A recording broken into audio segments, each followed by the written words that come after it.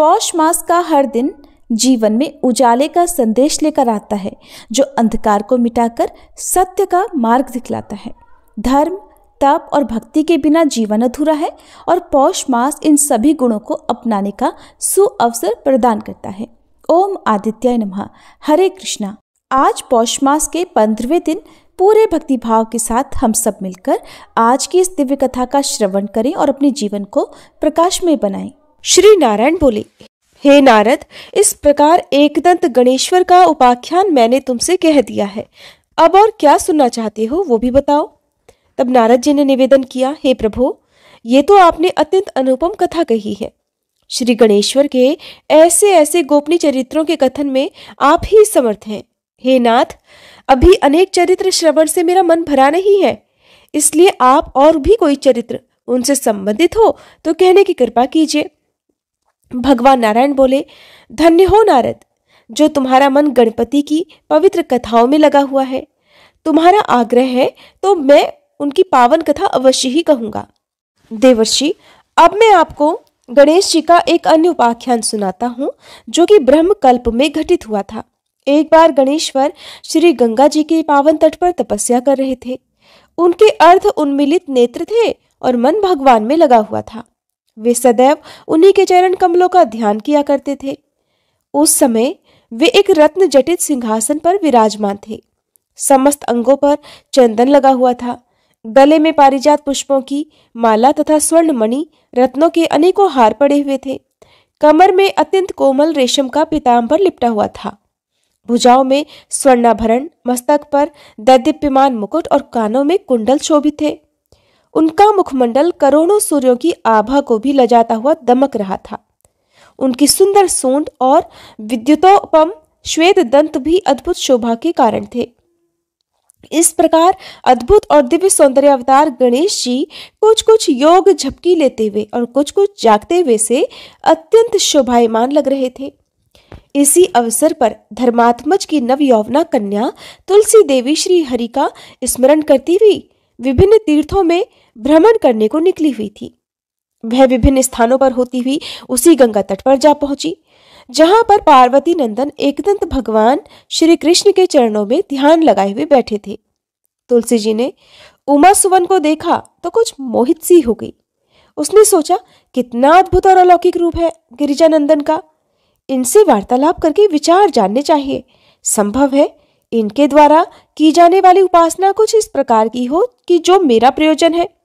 ऐसा विचार करके तुलसी ने उनके समीप जाकर कहा, हे गजानन, हे शूर्पकर्ण, हे एकदंत, हे घटोदर, मुझे ये तो बताओ कि संसार भर के समस्त आश्चर्य एकमात्र तुम्हारे ही विग्रह में किस प्रकार एकत्रित हो गए हैं। क्या इसके लिए तुमने कोई तपस्या की है? अगर की है तो वे किस देवता की थी? गणेश्वर तुलसी जी को देखकर कुछ अचकचाए। सोचा, ये कौन है? मेरे पास आने का क्या प्रयोजन है इसका? जब कोई समाधान नहीं निकला तो कहने लगे, वत्से, मैंने अब से पहले तो तुम्हें यहाँ कभी नहीं देखा, इसलिए तुम कौन हो और यहाँ किस कारण से आई हो? मेरी तपश्चर्या में विघ्न डालने का क्या कारण है? तुलसी जी बोली, हे गणेश्वर, मैं धर्मपुत्र की कन्या तुलसी हूँ। आपको यहाँ तपस्या करते देखकर उपस्थित हो गई। ये सुनते ही पार्वती नंदन ने कहा, माता, तपस्या में विघ्न कभी भी नहीं डालना चाहिए। इसमें सर्वथा अकल्याण ही होता है। मंगलमय भगवान तुम्हारा कल्याण करे। अब तुम यहाँ से चली जाओ। अब तुलसी जी ने सोचा कि इन्होंने तो मुझे यहाँ से जाने के लिए कह दिया, अपने मन की बात मैं इन्हें कैसे समझाऊं। फिर आखिरकार उन्होंने अपनी व्यथा कह ही डाली। कहने लगी, हे पार्वती तनय, मेरी बात सुनो। मैं मनोनुकूल वर की खोज में ही इस समय तीर्थाटन कर रही हूँ। अनेकों वर मैंने देखे, किंतु मुझे आप पसंद आए हो, इसलिए आप मुझे अपनी पत्नी के रूप में स्वीकार करके मेरे साथ विवाह कर लो। सुनते ही गणेश्वर बोले, माता, विवाह कर लेना जितना सरल है उतना ही कठिन उसके दायित्व का निर्वाह करना है। इसलिए तो विवाह दुख का कारण ही होता है, उसमें सुख की प्राप्ति कभी नहीं होती।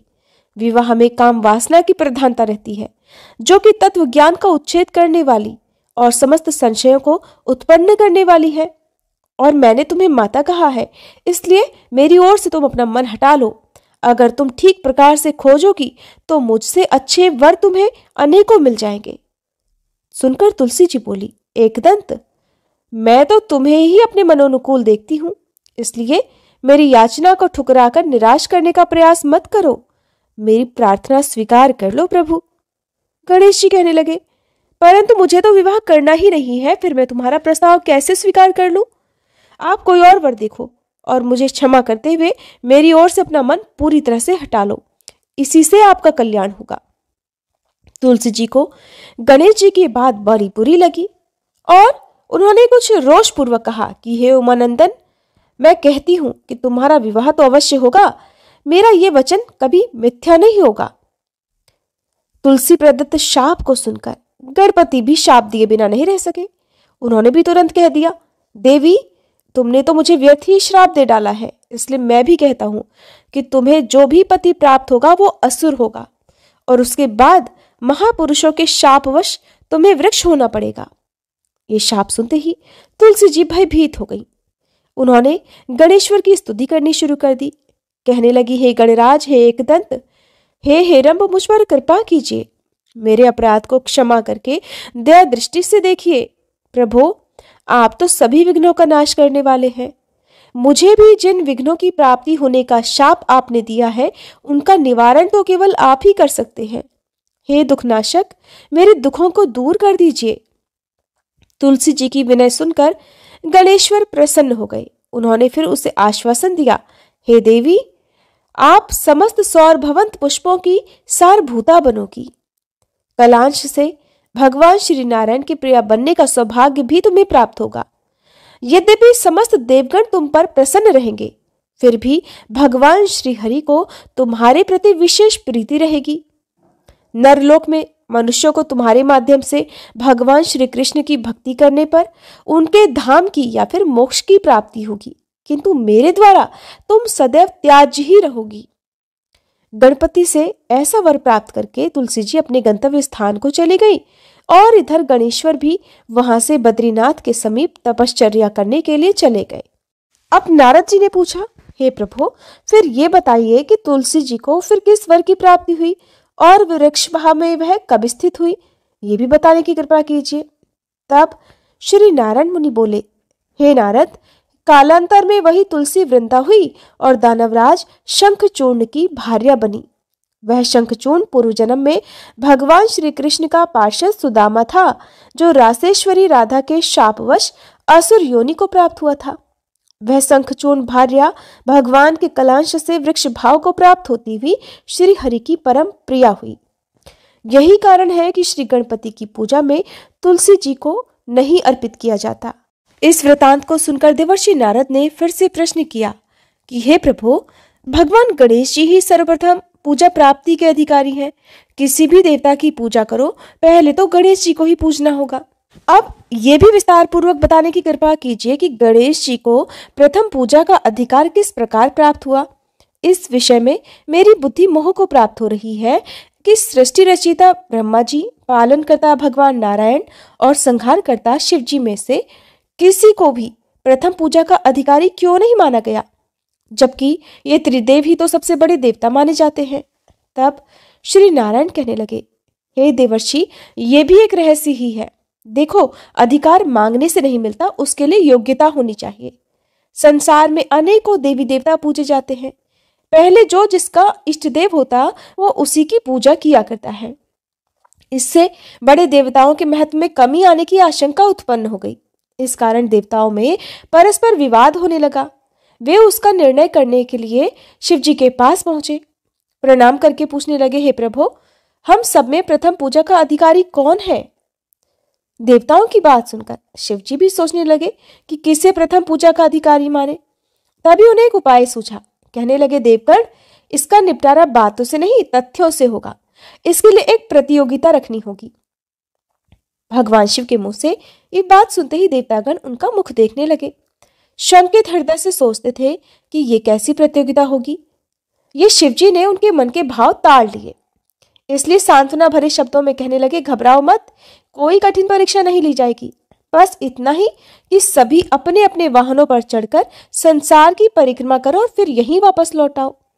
जो सबसे पहले लौटेगा वही प्रथम पूजा का अधिकारी होगा। अब क्या देर थी, सभी अपने अपने वाहन पर चढ़कर दौड़ पड़े। किसी का वाहन गजराज था तो किसी का सिंह, किसी का भैंसा, किसी का मृग, किसी का हंस तो किसी का उल्लू, किसी का अश्व था तो किसी का श्वान। अभिप्राय ये था कि वाहनों की विविधता के दर्शन उस समय जितने भले प्रकार से हो सकते थे उतने अन्य समय में नहीं। कार्तिकेय जी भी अपने वाहन मोर पर बैठकर चल पड़े। सबसे गया बीता वाहन गणेश जी का था, जो था मूषक, जिसे चूहा कहते हैं। ऐसे वाहन के बल भरोसे इस प्रतियोगिता में सफल होना तो क्या, सम्मिलित होना भी बड़े हास्यास्पद की बात था। गणेश जी ने सोचा, छोड़ो, क्या होगा प्रतियोगिता में भाग लेने से, हम तो यहां बैठे रहकर ही तमाशा देखेंगे। अब गणेश जी बैठकर एक ही जगह पर विचार करते रहे। अंत में उन्हें एक उपाय सूझा कि शिवजी तो स्वयं ही जगत आत्मा है, ये संसार उन्हीं का प्रतिबिंब है, तब क्यों ना इन्हीं की परिक्रमा कर ली जाए। इनकी परिक्रमा करने से ही संसार की परिक्रमा हो जाएगी। ऐसा निश्चय कर उन्होंने अपने मूषक पर चढ़कर शिवजी की ही परिक्रमा कर ली। उनके सामने जा पहुंचे। शिवजी ने कहा कि तुमने परिक्रमा पूर्ण कर ली? तो उन्होंने कहा, जी कर ली। अब शिवजी सोचने लगे कि इसे तो मैंने यहीं पर घूमते हुए देखा, फिर भला ये गणपति परिक्रमा कैसे कर आया। देवताओं का परिक्रमा करके वापस लौटना आरंभ हुआ। एक एक करके देवतागण वापस कैलाश पर आने लगे और उन्होंने वहां गणेश जी को बैठे देखा तो उनका माथा ठनक गया। फिर भी हिम्मत करके बोले, अरे तुम विश्व की परिक्रमा करने के लिए नहीं गए थे क्या? गणेश जी कहने लगे, अरे मैं तो कब का यहां आ गया। देवतागण बोले, अच्छा, लेकिन हमने तो तुम्हें कहीं भी मार्ग में नहीं देखा। गणेश जी ने उत्तर दिया, देखते कहां से, समस्त संसार तो शिवजी में विद्यमान है और इनकी परिक्रमा करने से ही संसार की परिक्रमा भी पूर्ण हो गई। श्री नारायण कहते हैं, नारद, इस प्रकार गणेश जी ने अपनी बुद्धि के बल पर ही विजय प्राप्त कर ली। उनका कहना सत्य था, इसलिए कोई विरोध करता भी तो कैसे। बस उसी दिन से गणेश जी की प्रथम पूजा होने लगी। आज की कथा में बस इतना ही। इसके आगे का वृतांत आप सभी अगले अध्याय में जरूर सुनिएगा। श्री रवि हरत हो घोरतम अगणित किरण पसारी, वंदन करूं तब चरणन में अर्घ देऊं जलधारी। सकल सृष्टि के स्वामी हो सचराचर के नाथ, निस दिन होत तुमसे ही होवत संध्या प्रभात। जय भगवान सूरतमहारी, जय खगेश दिन कर शुभकारी। तुम हो सृष्टि के नेत्र स्वरूपा, त्रिगुणधारी त्रैवेद स्वरूपा। तुम ही करता पालक संहारक, भुवन चतुर्दश के संचालक। सुंदर बदन चतुर्भुजधारी, रश्मि रथी तुम गगन विहारी। चक्र शंख अरु श्वेत कमलधर, वर मुद्रा सोहत चोटे कर। शीश मुकुट कुंडल गलमाला, चारु तिलक तब भाल विशाला। सप्त अश्वरथ अति द्रुतगामी, अरुण साथी गति अविरामी। रक्त वरुण आभूषण धारक, अति प्रिय तोहे लाल पदारथ। सर्वात्मा कहे तुम्हें ऋग्वेदा, मित्र कहे तुमको सब वेदा। पंच देवों में पूजे जाते, मनोवांछित फल साधक पाते। द्वादश नाम जाप उद्धारक, रोग शोक अरु कष्ट निवारक। माँ कुंती तब ध्यान लगायो, दानवीर सूत कर्ण सो पायो। राजा युधिष्ठिर तब जस गायो, अक्षय पात्र वो वन में पायो। शस्त्र त्याग अर्जुन अकुरायो, बन आदित्य हृदय से पायो। विंध्याचल तब मार्ग में आयो, हाहाकार तिमिर से छायो। मुनि अगस्त गिरि गर्व मिटायो, निज तप बल से विंध्य नवायो। मुनि अगस्त तब महिमा गाई, सुमिर भये विजयी रघुराई। तोहे विरोक मधुर फल जाना, मुख में ली नहीं तोहे हनुमाना। तब नंदन शनिदेव कहावे, पवन के सूत शनि तीर मिटावे। यज्ञ व्रत स्तुति तुम्हारी कीन्ही, भेंट शुक्ल यजुर्वेद की दीन्ही। सूर्यमुखी खरितर तब रूपा, कृष्ण सुदर्शन भानु स्वरूपा। नमन तोहे ओंकार स्वरूपा, नमन आत्मा अरुकाल स्वरूपा। दिग दिगंत तब तेज प्रकाशे, उज्ज्वल रूप तुम्ही आकाशे। दश दिगपाल करत तब सुमिरन, अंजलि नित्य करत हैं अर्पण। त्रिविध ताप हरता तुम भगवन, ज्ञान ज्योति करता तुम भगवन। सफल बनावे तब आराधन, गायत्री जप सरल है साधन। संध्या त्रिकाल करत जो कोई, पावे कृपा सदा तब वोही। चित शांति सूर्यास्तक देव, व्याधि अपाधि सब हर लेवे। अष्टदल कमल यंत्र शुभकारी, पूजा उपासना तब सुखकारी। माघ मास शुद्ध सप्तमी पावन, आरंभ हो तब शुभ व्रत पालन। भानु सप्तमी मंगलकारी, भक्ति दायनी दोषणहारी। रविवासर जो तुमको ध्यावे, पुत्रादिक सुख वैभव पावे। पाप रूपी पर्वत के विनाशी, व्रज रूप तुम हो अविनाशी। राहु आन तब ग्रास बनावे, ग्रहण सूर्यता को लग जावे। धर्म दान तब करते हैं साधक, मिटत राहु तब पीड़ा बाधक। सूर्य देव तब कृपा कीजे, दीर्घ आयु बल बुद्धि दीजे। सूर्य उपासना कर नित ध्यावे, कुष्ठ रोग से मुक्ति पावे। दक्षिण दिशा तोरी गति जावे, दक्षिणायन वो ही कहलावे। उत्तर मार्गी तोरो रथ होवे, उत्तरायण तब वो कहलावे।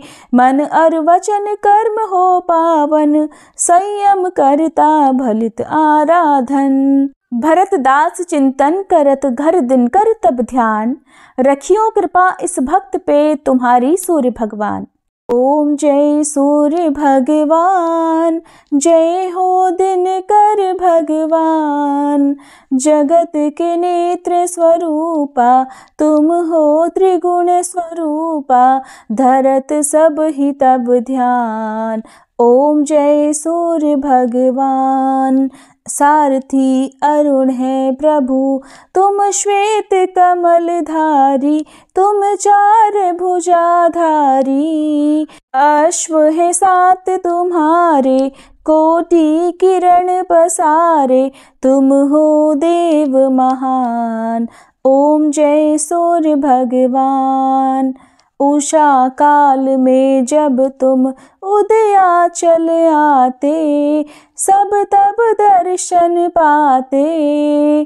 फैलाते उजियारा, जागता तब जग सारा। करे सब तब गुणगान, ओम जय सूर्य भगवान। संध्या में भुवनेश्वर अस्ताचल जाते। गोधन तब घर आते, गोधूली बेला में। हर घर हर आंगन में, हो तब महिमा गान। ओम जय सूर्य भगवान। देव दनुज नर नारी, ऋषि मुनिवर भजते। आदित्य हृदय जपते, स्तोत्र ये मंगलकारी। इसकी है रचना न्यारी, दे नव जीवन दान। ओम जय सूर्य भगवान। तुम हो त्रिकाल रचयिता, तुम जग के आधार, महिमा तब अपरंपार। प्राणों का सिंचन करके भक्तों को अपने देते, बल बुद्धि और ज्ञान। ओम जय सूर्य भगवान। भूचर जलचर खेचर सबके हो प्राण तुम्ही, सब जीवों के प्राण तुम्ही। वेद पुराण बखाने, धर्म सभी तुम्हें माने, तुम ही सर्वशक्तिमान। ओम जय सूर्य भगवान। पूजन करती दिशाएं, पूजे दश दिक्पाल। तुम भुवनों के प्रतिपाल, ऋतुएं तुम्हारी दासी। तुम शाश्वत अविनाशी, शुभकारी अंशुमान। ओम जय सूर्य भगवान। ओम जय सूर्य भगवान। जय हो दिनकर भगवान। जगत के नेत्र स्वरूपा, तुम हो त्रिगुण स्वरूपा। धरत सब ही तब ध्यान। ओम जय सूर्य भगवान। ओम जय सूर्य भगवान।